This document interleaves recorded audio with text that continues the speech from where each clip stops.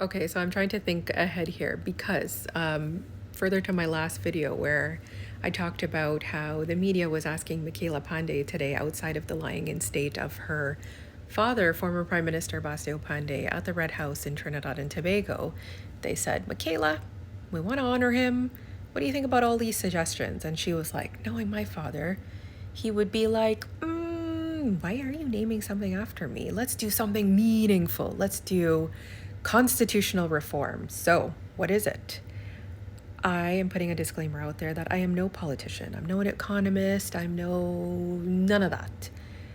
But I have over 18 years of experience in the public sector. And this is why constitutional reform is so important and why Trinbagonians should absolutely be mindful and probably making some noise on having constitutional reform done in more of an expedited manner. So, constitutional reform alters in some fundamental way the way the government is structured and operate by way of the Constitution.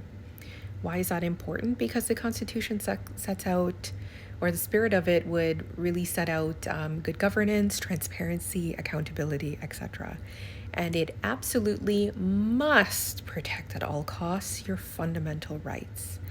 So a lot of people in Trinidad and Tobago, and let's face it, all around the world, they're like, well, I'm not into that politics kind of thing because you see all of them politicians, they're worthless, they don't do anything, so I don't vote and I'm not interested. Wrong. Just by sheer virtue of you saying that, it means you are invested and you absolutely have an opinion. One of the best ways to hold the government accountable is through constitutional reform, because it doesn't aim to change the spirit of the Constitution.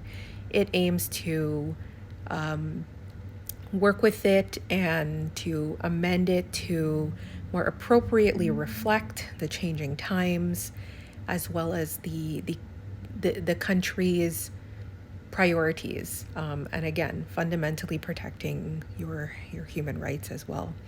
For Trinidad and Tobago, this is really important because we need good governance. We need improved governance, and the government themselves has a very packed agenda of very transformational initiatives, and they're very committed to advancing that agenda. And one of the ways that we would hold the government accountable for those initiatives is via the Constitution.